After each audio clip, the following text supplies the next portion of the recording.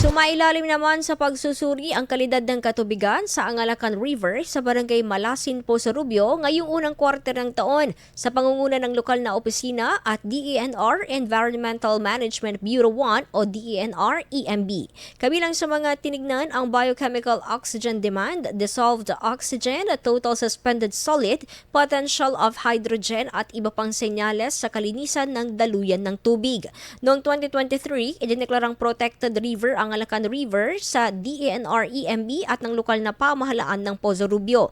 Dahil dito, isa ang ilog sa regular na sinusuri ng tanggapan kada kwarter kasama ng iba pang water quality monitoring areas. Giit ng mga otoridad, mahalaga ang pangangalaga sa Angalacan at Wood River dahil pareho itong protektado at nagsisilbing mahalagang likas na yaman sa lalawigan ng Pangasinan.